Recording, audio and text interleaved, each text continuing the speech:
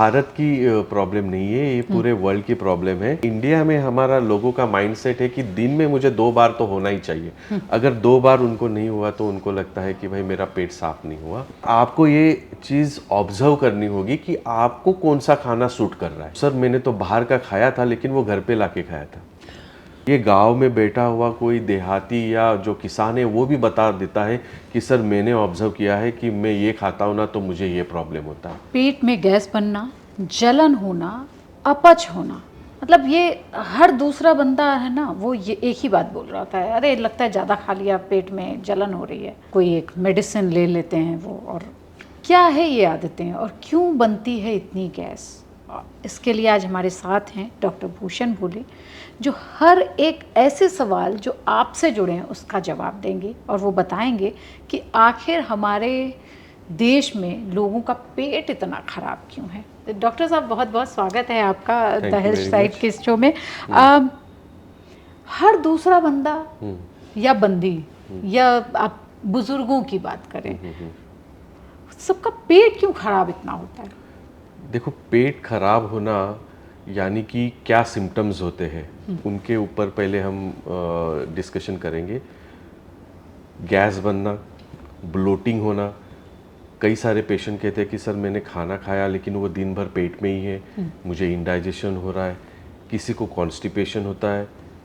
कोई कहता है कि सर मेरा पेट साफ़ नहीं होता है, किसी को एकदम हार्ड मोशन आ रहे होते हैं और किसी को दस्त लगते हैं या लूज मोशंस होते हैं। अलग अलग स्पेक्ट्रम्स होते हैं जो हम कहते हैं कि पेट सही नहीं चल रहा है। सबसे कॉमन इसमें जो चलता है वो आज के टाइम पे हम पाते हैं, यंगस्टर्स रहने दीजिए या मिडिल एज रहने दीजिए या जो ओल्डर जनरेशन है उनमें भी पाते हैं, वो है गैस बनना, ढकारे आना। ये जनरली जो हम कहते हैं कि एसिडिटी होना या पेट में जो छाले होते हैं जिसे हम हमारे मेडिकल साइंस में अल्सर्स कहते हैं या इरोजन्स कहते हैं, उसके वजह से होता है। इसके कई सारे रीज़न्स होते हैं। सबसे महत्वपूर्ण रीज़न तो ये है कि हमारी लाइफस्टाइल चेंज हो गई है, बाहर का खाने का सेवन बहुत बढ़ गया है और जो जंक फूड का जो सेवन है वो भी बढ़ गया है। जो बाहर का खाना होता है उसमें जो स्पाइसेस होते हैं, ऑयल होता है, उनका जो सेवन होते हैं उसके वजह से एसिडिटी होती है। और लाइफस्टाइल की अगर हम बात करें तो सेडेंट्री लाइफस्टाइल हो गई हमारी। जो आउटडोर एक्टिविटीज़ है वो थोड़ी कम हो गई, उसके वजह से फिज़िकल एक्टिविटी कम होती है। खाने के बाद तुरंत लेट जाना, तुरंत आराम करना, उसके ओवरऑल ये सब चीज़ों से क्या होता है कि हमारे जो स्टमक होता है, इंटेस्टाइन होते हैं, उनकी जो मूवमेंट है वो कम हो जाती है, ब्लोटिंग होने लगता है, खाना ढंग से हज़म नहीं होता है और जो कहते हैं कि हम इंडाइजेशन और ये सब चीज़ें होती हैं। लेकिन एक समय होता है जैसे ये मौसम बदलता है, हाँ। और ख़ासकर ये जो बरसात का मौसम होता है या गर्मियों का, सबसे ज़्यादा शिकायतें उस समय आती हैं पेट खराब होने की या फिर वॉमिटिंग बहुत ज़्यादा लोगों को आने लग जाती है। ये जो शिकायतें हैं वो खाना खाते ही पेट पकड़ लेना और घर का भी खाना खा रहे होते हैं उनको भी ये परेशानियाँ होती है। इसकी कोई एक, क्या हम खाना कुछ गलत खा रहे हैं या घर का खाने में भी हम कुछ गलत कर रहे हैं, ये ज़रा बताएं हम लोगों। ये बहुत ही सही सवाल आपने पूछा है। अगर मैं बात करूं मॉनसून की या गर्मियों में, तो ये जो सिम्टम्स जो है जनरली जो हम कहते हैं कि फूड पॉइजनिंग होना या दस्त लगना, ये इस सीज़न में थोड़ा ज़्यादा पाया जाता है क्योंकि ह्यूमिडिटी बहुत ज़्यादा होती है। साथ ही जब हम बाहर का खाना खाते हैं, आप कह रहे हो कि जो घर का खाना खाते हैं उनमें भी ये प्रॉब्लम्स आते हैं, लेकिन मैं बताऊं हमारे पास ऑलमोस्ट जो 90 to 99% ऑफ द पेशेंट होते हैं वो बाहर का खा के आए होते हैं। या तो सर मैंने तो बाहर का खाया था लेकिन वो घर पे लाके खाया था। तो ये वाली चीज़ें हैं बाहर का खाने की। जो मैं कहूँगा हाइजीन का जो है, पर्सनल हाइजीन जो होते हैं, फूड स्टॉल जो होते हैं उनकी जो सर्विंग जो हाइजीनिक कंडीशंस होती है वो अच्छी नहीं होती है। उसके वजह से खाने में इन्फेक्शन आता है, कीटाणु पलते हैं, बैक्टीरियाज पलते हैं और ह्यूमिडिटी के वजह से ये थोड़ा सा ज़्यादा होता है। इसलिए मॉनसून या गर्मियों के सीज़न में ये जो मैं कहूँगा फूड पॉइजनिंग या पेट पकड़ के बैठ जाते हैं, पेट में दर्द होता है या लूज मोशंस होने लगते हैं, ये जो प्रॉब्लम्स है ये ज़्यादा पाया जाते हैं। तो हम लोग को क्या करना चाहिए ऐसे में, किस तरह की प्रिकॉशंस हमें लेने चाहिए जो प्रिकॉशंस अगर आप बात करें तो मैं आपको एक ही बात कहूँगा कि बाहर का जो खाना है वो हमने अवॉइड करना चाहिए। जब हम लूज मोशंस या इन्फेक्शन की फूड इन्फेक्शंस की बात करें, क्योंकि आप कहीं से भी खाओ, अच्छी जगह से भी खाओ, तो भी इन्फेक्शन का खतरा हमेशा बना रहता है। कुछ होते हैं मतलब अभी इस करंट इरा में ऐसे चल रहा है कि इट इज़ वेरी इम्पॉसिबल कि सर एक बार तो हमें बाहर का प्रोफेशनल, हमारी रिक्वायरमेंट ऐसी हो गई कि एक बार का खाना बाहर का आ ही जाता है। तो मैं यही सुझाव करूँगा कि जब भी आप बाहर का खा रहे हो तो ऐसी जगह से खाना खाएं जहाँ पे हाइजीन का ख्याल रखा जाता हो। और मैं कहूँगा कि रॉ चीज़ें खानी अवॉइड करें। और जो हाथ वगैरह खुद के भी हाथ धो के खाना चाहिए। तो मैं यही कहूँगा कि जो बाहर का खाते हो तो थोड़ा सा ख्याल रख के खाएं या तो अवॉइड ही करें। खाने के लिए तो आपने बोल दिया, लेकिन अगर कोई दोपहर का खाना या रात का खाना खा रहा है तो ऑयली फूड कभी कभी मजबूरी होती है। और अक्सर कहा जाता है कि रेड़ी पटरी वालों का खाना ज़्यादा अच्छा है बनिस्बत कि होटल में जो बन रहा खाना होता है वो, क्योंकि रेड़ी पटरी वाले रात में जाते समय सारा खाना बाहर फेंक के जाते हैं कि वो वापस नहीं लेके जाते, जितना बचा वो फेंक गए, लेकिन होटल वाले जो है वो उसको वापस फ्रिज में रख देते हैं। तो क्या मैं ये मानूं कि फ्रिज में रखा हुआ खाना भी आपके पेट को ख़राब करता है, आपके डाइजेशन को बिगाड़ता है? फ्रीज में रखा हुआ खाना ऑब्वियसली वो खाना स्टेल होता है, वो आपके डाइजेशन को डेफिनेटली वो ख़राब करेगा। और मैं ये नहीं कहूँगा कि रेडी पटरी वाले जो होते हैं वो उनका जो खाना है वो फेंक के जाते हैं, वो हमारे पास किसी के पास कोई एविडेंस नहीं है उस चीज़ का। बट आप मुझे पूछोगे तो हमने टाइफॉइड, हेपेटाइटिस ए के वजह से होने वाले जो जॉन्डिस के जो हम इतने सारे बच्चे, इतने सारे पेशेंट्स हम देखते हैं जो बाहर से खा रहे। तो मैं यही सुझाव करूँगा कि भले वो रेडी पट्टे का रहने दो या होटल का रहने दो, हमने अवॉइड करना चाहिए। यंग बच्चे होते हैं स्कूल कॉलेजेस में जाने वाले जो बाहर खाते हैं और इनको सीवियर जॉन्डिस हो जाता है, हेपेटाइटिस ए का संक्रमण हो जाता है, या टाइफॉइड जिसे हम एंट्रिक फीवर कहते हैं वो हो जाते हैं, और उनका काफ़ी समय, उनका इम्पोर्टेंट स्कूल या कॉलेजेस का टाइम उसके वजह से तो क्या इसके खराब लिए हो जाता है। पानी, सिर्फ खाना ही खाना या पानी भी उतना ही देखो इम्पोर्टेंट है? आज के समय में अगर हम बात करें ना तो पानी की बोतल 5 रुपए में या 10 रुपए में मिल जाती है, तो कई सारे लोग पानी तो ढंग से पी लेते, फिर बचता है खाना। पानी और खाना दोनों से इन्फेक्शन का संक्रमण होता है। मैं ये नहीं कहूँगा कि बस खाने से आता है, दोनों से संक्रमण होता है। बट अगर पानी की बात करें तो ऑलमोस्ट अभी ऐसे है कि काफ़ी लोग खुद के घर का पानी का बॉटल कैरी करते हैं, या एटलीस्ट मिनरल वाटर जो सस्ता हो गया है तो लोग ले लेते हैं। बट खाने का कई लोगों के पास कोई ऑप्शन नहीं होता है, जहाँ पे अवेलेबल है वहाँ पे उनको वो खाना पड़ता है और उसी से इन्फेक्शन आता है। तो ये मौसम पूरा अभी कांवड़ का समय चल रहा है और बहुत सारे कांवड़िया भी अभी मुझे लगता है आपको देखेंगे। उनके लिए कोई खास एडवाइस है आपके लिए, क्योंकि वो चलते चलते पानी भी पी रहे, उनके लिए छबीलें लगाई जाती हैं रास्ते में, वो फ्रूट्स बहुत खा रहे होते हैं, लेकिन बहुत सारे ऐसे केसेस उस समय आते हैं कि उनके गैस बन गई या पेट बहने लग गया, जो ये लोग लूज मोशंस होने लग जाते हैं, उनके लिए अगर आपके पास देखो अगर उनकी बात करो मैं तो मैं उनको यही सुझाव दूंगा कि जो खाना है उसमें तो उनका कोई कंट्रोल है ही नहीं। जो होना है उनको इन्फेक्शन वो होके रहेगा, आप उसको रोक नहीं सकते हैं, लेकिन वो मेंटली उस चीज़ के लिए प्रिपेयर्ड है। बट मैं उनको ये सुझाव दूंगा कि पानी का सेवन है वो अत्यधिक रखिए, क्योंकि जो इतनी लंबी यात्रा वो करते हैं वो बहुत एग्जॉस्टिंग होती है। और जिनको पेट में इन्फेक्शन नहीं है या दस्त नहीं है उन्हें भी डिहाइड्रेशन का खतरा है, because it is a very exhausting यात्रा। तो पानी का सेवन रखें ताकि बॉडी में डिहाइड्रेशन ना हो। और अगर यात्रा के वक्त अगर उनको कोई इन्फेक्शन हो जाता है तो वो उसको नज़रअंदाज ना करे। उनको चलते फिरते कोई भी फिजिशियन को या किसी को कंसल्ट कर ले और एंटीबायोटिक का कोर्स शुरू कर दे, ताकि वो एकदम सीरियस बीमारी ना बन जाए।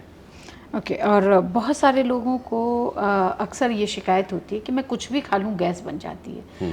ऐसे लोग क्या खाएं, क्या उनका ट्रीटमेंट लाइन होना चाहिए वो बताइए, क्योंकि बहुतों को मैंने देखा है कि वो सुबह अगर चाय पी रहे हैं, अगर पानी पी के भी उन्होंने चाय पी लिया, अगर इंस्टा और यूट्यूब के ज़माने में वो एडवाइस उन्हें मिल रही है, फिर भी उन्हें गैस बन रही है, तो उनका डे रूटीन कैसा होना चाहिए, आप वो बताएं कि गैस। देखो, डे रूटीन की अगर मैं बात करूँ तो मैं किसी के ऊपर इम्पोज तो नहीं कर सकता हूँ, लेकिन एक हेल्दी लाइफस्टाइल होती है वो मैं बता सकता हूँ। जैसे कि सवेरे उठ के ऑलमोस्ट 1 या 2 गिलास पानी का सेवन कर दिया।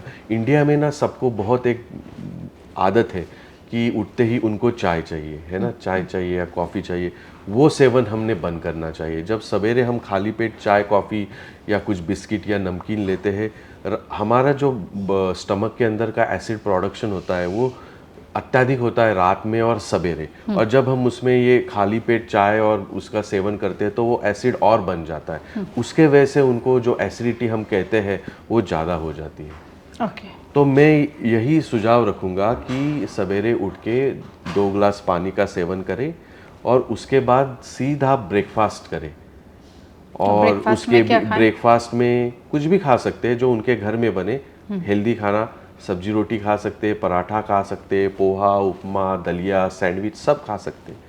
क्या नहीं खाना है खाली पेट, वो है चाय कॉफ़ी, चाय नमकीन, चाय बिस्किट, चाय रस, जो ऑलमोस्ट यूनिवर्सल फिनोमेना है हर घर पे, और उसी के चलते ये जो प्रॉब्लम है वो इतना ज़्यादा चल रहा है। और दूसरा मैं ये सुझाव करूँगा कि खाने के बाद ऑलमोस्ट 1.5 से 2 घंटे तक हमने लेटना नहीं है। मैं सोने की बात नहीं कर रहा हूँ, लेटने की बात कर रहा हूँ। थोड़ा हमारा जो पोस्चर है वो अपराइट होना चाहिए। वो बैठ के भी हो सकता है, उसके लिए 1.5-2 घंटा चलने की ज़रूरत नहीं है। वो आफ्टर डिनर, यू नो, और अगर किसी दिन छुट्टी है तो लंच के बाद। अच्छा, मतलब आप ये कह रहे हैं कि बच्चे से लेके बुजुर्ग तक। बिल्कुल। तो ये कहूँ कि ओबेसिटी भी इससे कंट्रोल होगी कि भाई आप खाएं 8 बजे अगर आप खा रहे हैं या 9 बजे खा रहे हैं तो आप तुरंत लेटने बिस्तर पे ना जाएं। आप या तो हल्की फुल्की वॉक कर सकते हैं क्या? आजकल ये भी मिथ आ रहा है कि खाते ही तुरंत बाहर मत जाओ, वॉक मत करो, लाइट वॉक भी मत करो, घर में ही बैठो, ऐसी भी बहुत सारे मिथ्स हैं। हाँ, मैं ये कहूँगा कि इससे ओबेसिटी कंट्रोल में नहीं आएगी, लेकिन हाँ मैं ये कह सकता हूँ कि ये जो पेट से एसिडिटी रिलेटेड जो समस्या है वो थोड़ी कम हो जाएगी। और दूसरा, आप कह रहे थे कि खाने के बाद हल्का वॉक कर सकते हैं, उसमें कोई दिक्कत नहीं है। विगरस वॉक की आप बात करेंगे तो मैं ब्रिस्क वॉकिंग या विगरस वॉकिंग की बात करें तो मैं वो ज़रूर कहूँगा कि उसको खाने के बाद ना करें, उसको खाने के पहले कर लें या सवेरे अर्ली मॉर्निंग उठने के बाद कर लें। पेट साफ ना होना, जो आपने बोला कॉन्स्टिपेशन, ये भारत की इतनी बड़ी, भारत की ही ट्रेजेडी है या और भी, मतलब नहीं। किसी भी एज ग्रुप में आप देख लें, चाहे जूनियर से लेके सीनियर मोस्ट तक, सभी को पेट साफ ना होने की एक जो शिकायत है ना, पीकू के बाद बहुत सारे बुजुर्ग और बच्चे दोनों ही रिलेट करने लग गए हैं। नहीं, ये भारत की प्रॉब्लम नहीं है, ये पूरे वर्ल्ड की प्रॉब्लम है। अगर आप वेस्टर्न कंट्रीज़ की बात करें, यूएसए या यूके में, वहाँ पे तो कॉन्स्टिपेशन की डेफिनेशन अलग ही है। ओके, मतलब वो 2 दिन में 3 दिन में भी अगर मोशन करने जाते हैं तो भी they are not bothered. India में हमारा लोगों का माइंडसेट है कि दिन में मुझे 2 बार तो होना ही चाहिए। अगर 2 बार उनको नहीं हुआ तो उनको लगता है कि भाई मेरा पेट साफ नहीं हुआ। और अगर पेट साफ होने की अगर हम बात करें तो देखो, कई सारे रीज़न होते हैं। मैं किसी एक पर्टिकुलर रीज़न की तरफ पॉइंट आउट नहीं करना चाहूँगा, बट पानी का सेवन कम होना, कम से कम 3 से 4 लीटर पानी होना चाहिए। फाइबर्स का सेवन होना चाहिए, फाइबर्स है नहीं। बच्चों की आप बात कर रहे थे, बच्चों में जंक फूड का सेवन बढ़ गया, पिज़्ज़ा, बर्गर, उसमें फाइबर्स नहीं मिलते हैं। और अगर गैस की बात करें तो मैं ये कहूँगा कि जैसे जो लो फाइबर डाइट जो होता है, यानी कि आप नॉनवेज ले लीजिए या राजमा छोले ले लीजिए, उससे थोड़ा सा गैस की समस्या बनती है। और जो पेट साफ न होना, ये प्रॉब्लम्स भी उसी के वजह से हो सकते हैं। अगर मिल्क प्रोडक्ट्स की बात करें तो वो भी लो फाइबर में जाता है अच्छा। ना। तो जनरली जो लो फाइबर है वो उनका सेवन हम करते हैं तो कॉन्स्टिपेशन यानी कि पेट साफ न होना वो सब आ सकता है। और अगर हम हमारे खाने में फाइबर्स की कंटेंट तो अच्छी किन रखेंगे, किन खानों में फाइबर्स आप कहेंगे? वेजिटेबल्स, ऑल वेजिटेबल्स का सेवन होना चाहिए जो नहीं होता है। ओके, फ्रूट्स रॉ फ्रूट्स, मैं कहूँगा कि जूस का सेवन नहीं करना चाहिए। आज वो बहुत एक फैशन बनी हुई है कि भाई हम तो जूस पीते हैं, नहीं, फ्रूट लेने हैं, फ्रूट का सेवन करना है। मैं यही कहूँगा, मौसम्बी ले लो या संतरा ले लो, वाटरमेलन ले लो, कोई भी फ्रूट ले लो, तो हमें फ्रूट एज अ होल खाना है। अगर आप उसका जूस निकाल के पियेंगे तो उसमें फाइबर जो है वो हट गए, तो फिर तो दिक्कत है। लेकिन बॉयल अगर आप कहें चने हाँ। और मूंग, ये बहुत ज़्यादा फिर फैशन में आया, ओट्स बहुत ज़्यादा फैशन में। तो मैं ये पूछना चाहूँगी कि चना मूंग अगर आपके साथ है तो क्या ओट्स, अगर विज्ञापन की बात हटा दें, तो क्या ये ओट्स उतने ही हमारे इंडियन स्टमक के लिए उतने ही फायदेमंद हैं कि ओट्स नहीं, खाना? ओट्स का देखो, मैं किसी भी चीज़ को पूरी तरह से खारिज नहीं करना चाहूँगा। आप सेवन कर सकते हो, ऐसे नहीं है कि ओट्स खाने से आपको इंडाइजेशन होने वाला है या गैसेस होने वाले। देखो, राजमा खा लो या छोले खा लो या बॉइल्ड चने खा लो, आप खा सकते हो, बट उसके सेवन पे आपको कंट्रोल करना होगा। ओके। और आपको ये चीज़ ऑब्जर्व करनी होगी कि आपको कौन सा खाना सूट कर रहा है। इसके लिए किसी डॉक्टर की ज़रूरत नहीं है। ये गांव में बैठा हुआ कोई देहाती या जो किसान है वो भी बता देता है कि सर मैंने ऑब्जर्व किया है कि मैं ये खाता हूँ ना तो मुझे ये प्रॉब्लम होता है। तो मैं सभी पेशेंट्स को यही सुझाव करता हूँ कि अगर आपने ऑब्जर्व किया है कि आपको ये खाने से प्रॉब्लम होता है तो उस खाने से आप थोड़े दूर रहिए। वो हो सकता है मेरे लिए कुछ और खाने से प्रॉब्लम हो सकता है, आपके लिए किसी और खाने से प्रॉब्लम हो सकता है। बट अगर यूनिवर्सल अगर मैं बात करूं कि क्या खाने के मॉडिफिकेशन होने चाहिए, क्या लाइफस्टाइल की मॉडिफिकेशन होनी चाहिए, वो मैंने आपको बता दिया। बाकी इंडिविजुअल बेस थोड़ा सा आप खुद कर सकते हो। ओके। बहुत लोगों की शिकायत होती है कि पानी पीने से गैस बन गई, तो क्या सचमुच में पानी पीने से किसी को गैस बनती है? नहीं, पानी पीने से गैस नहीं बनती है। एसिडिटी पेशेंट को ऑलरेडी होती है। जैसे मैंने कहा कि सवेरे उठते ही पानी का सेवन होना चाहिए, वो हम नहीं करते हैं। हम चाय पीते हैं, ऑलरेडी एसिडिटी, और ऊपर से जब आप पानी पीते हो तो आपको ऐसे लगता है कि ये मुझे पानी पीने से हुआ है। आपका माइंड वो एक्सेप्ट करने को तैयार ही नहीं होता है कि मुझे ऑलरेडी एसिडिटी की बीमारी चल रही है और ये जो मेरी लाइफस्टाइल है उससे ये बढ़ रही है। तो बहुत लोग गर्म पानी पीते हैं या गुनगुना पानी पीते हैं किसी भी मौसम में, तो वो हेल्थ के लिए ठीक है या उससे गैस बनने के या कुछ और बीमारियां डेवलप हो नहीं, सकती हैं? उसका कोई ऐसे मैं ये नहीं कहूँगा कि साइंटिफिक प्रूफ है कि ये मैं कहूँगा कि आप गुनगुना पानी पी लो या ठंडा पानी ले लो या रूम टेम्परेचर का पानी ले लो। हाँ, एक आप जनरल कंसेंसस रख सकते हो। जब विंटर्स चल रहे, हार्श विंटर है, एकदम ठंडी पड़ी हुई है, तो हल्का गुनगुना पानी आप सवेरे कंजम्पशन कर सकते हो। और जब गर्मी का सीजन चल रहा है तब आप रूम टेम्परेचर वाला पानी का कंजम्पशन कर लो। पानी गुनगुना या ठंडा पीने से आपको गैस होगी या एसिडिटी होगी, ऐसे कोई लेकिन आजकल तो फ्रिज का चलन है और हर घर में फ्रिज है, तो फ्रिज हमें कितना बीमार करेगी? क्योंकि वो पानी हम लोग बॉटल से निकालते हैं, गला ऊपर किया और कट कट, वो जो इस तरह से पानी पीते हैं, क्या वो हार्मफुल है? और फ्रिज का जो ठंडा पानी हम लोग पी रहे हैं, उससे कोई परेशानी होती है क्या गैस में या पेट के लिए? देखो, अगर हम एलोपैथी की बात करें और साइंस की बात करें तो ठंडा और गर्म ऐसे एलोपैथी ने डिवाइड नहीं करा हुआ है। ओके, हाँ। बट अगर जब हम आयुर्वेद और नेचुरोपैथी की बात करें तो डेफिनेटली अगर आप कहोगे कि ठंडा पानी जो है उसका कंजम्पशन है वो कम से कम होना चाहिए, गर्मियों के सीज़न में भी। हमें ऐसे लगता है कि ठंडा पानी कम लेते हैं या ज़्यादा लेते हैं उससे हमें हमारा हाइड्रेशन इम्प्रूव होगा, ऐसे नहीं है। पानी आप रूम टेम्परेचर का लो या ठंडा लो, आपका जो हाइड्रेशन है, जितनी अमाउंट आपकी पानी की रिक्वायरमेंट है उतना पानी का कंजम्पशन आपको करना ही होगा। और फ्रिज के पानी का ठंडा पानी लेने से कोई इंडाइजेशन हो रहा है या कुछ हो रहा है, ऐसे नहीं है।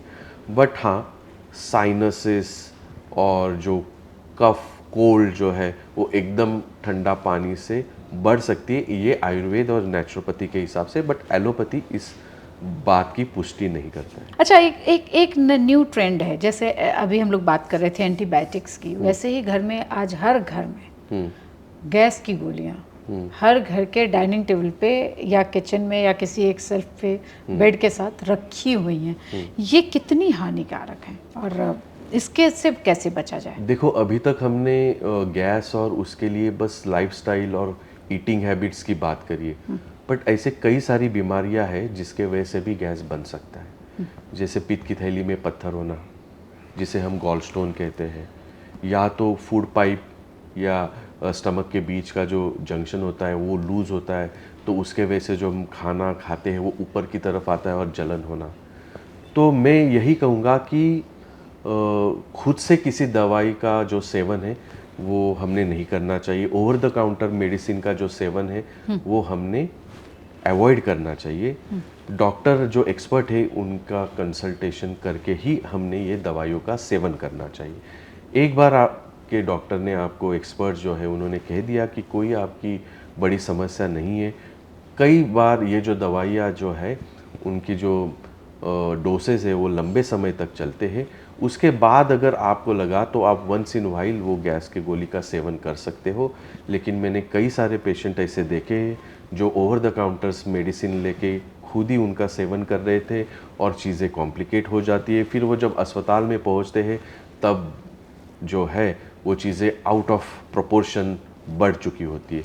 तो वो चीज़ें अगर हमें अवॉइड करना है तो मैं यही कहूँगा कि सेल्फ मेडिकेशन हमने अवॉइड करना चाहिए। नहीं, लेकिन कई बार क्या होता है कि कुछ दवाइयाँ, जैसे अगर सुबह सुबह खाली पेट आपको गैस ना बने इसलिए, क्योंकि आपके पास 10 मेडिसिन आप खा रहे हैं, तो एक सुबह सुबह खाली पेट एक दवा आपको दी जाती है जिससे आपको गैस पूरे दिन ना बने, फिर भी शाम होते होते आपको गैस बननी शुरू हो जाती है। ऐसे में क्या करना चाहिए? क्या उसे वही दवा रिपीट करनी चाहिए या फिर से एक बार अपने डॉक्टर से कंसल्ट करना चाहिए?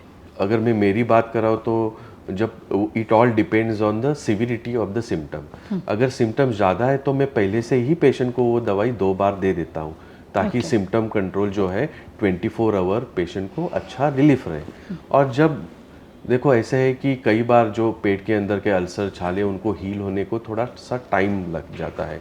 और हमारे यहाँ पे ऐसे है कि सेल्फ मेडिकेशन बहुत ज़्यादा होता है और डॉक्टर्स को 1-2 कंसल्टेशन के बाद फिर पेशेंट ऐसे सोचने लगते हैं अभी तो मैं ठीक हो गया, और वो छोड़ देते हैं, फिर उनको वो समस्या दोबारा होने लगती है। तो मैं यही कहूँगा कि वो अगर डॉक्टर ने उनको वो प्रिस्क्राइब करी हुई तो वो उसका डोज रिपीट शाम को कर सकते हैं, बट डॉक्टर के कंसल्ट में या टच में या फॉलोअप में उन्होंने रहना ज़रूरी है। लगातार गैस बनती है तो क्या ये हर्निया का सिम्टम होता है, और क्या ये महिला और पुरुष दोनों में होता है? फूड पाइप में हर्निया एक नया सिम्टम मैंने सुना है कि फूड पाइप में हर्निया होता है। हाँ, फूड पाइप में हर्निया होता है जिसे हम हाइटस हर्निया कहते हैं। बेसिकली फूड पाइप हमारी चेस्ट कैविटी में होता है और स्टमक जो है हमारा पेट के अंदर होता है। तो दोनों के बीच में एक डायफ्राम होती है और वही हमारे फूड पाइप और स्टमक के बीच की जो जंक्शन वाल्व है उसको कंट्रोल करती है। तो जब ये वाल्व लूज़ हो जाती है तो हम उसे हर्निया कहते हैं, और जो स्टमक की जो कंटेंट है वो फूड पाइप में आने लगती है। तो अगर वो माइनर है तो हमें खट्टे ढकार आना, जलन होना, ये सिम्टम्स देखे जाते हैं। लेकिन अगर वो सीवियर है तो कई बार सीवियर छाती में पेन होना और लंबे समय तक बड़े बड़े ढकार आना, ये सब सिम्टम्स आ सकते हैं। तो अगर हाइटस हर्निया की अगर हम बात करें तो अगर वो माइल्ड है या माइनर है तो वो दवाइयों से कंट्रोल हो जाता है। ऐसी दवाइयाँ हैं जो फूड पाइप और स्टमक के बीच की जो वाल्व है उसका जो प्रेशर है वो बढ़ा के रखती है ताकि जो खाना है वो उल्टा रिफ्लक्स होके फूड पाइप में ना आए। लेकिन अगर ये हाइटस हर्निया की साइज़ अगर बड़ी है, डिफेक्ट अगर बड़ा है, तो उसको हम सर्जरी से रिपेयर करते हैं। उसे हाइटस हर्निया सर्जरी कहा जाता है और ये लैप्रोस्कोपिकली या रोबोटिकली हम करते हैं और इसके रिजल्ट्स भी बहुत अच्छे हैं। लेकिन पेशेंट सिलेक्शन बहुत ज़रूरी होता है। सब पेशेंट्स के लिए ये सर्जरी रिक्वायर्ड नहीं होती है। तो ये मतलब महिलाओं में ज़्यादा होता है या पुरुषों में, या दोनों में? नहीं, महिला पुरुष ऐसे उसमें कोई डिस्टिंक्शन नहीं है, दोनों में ये हो सकता है।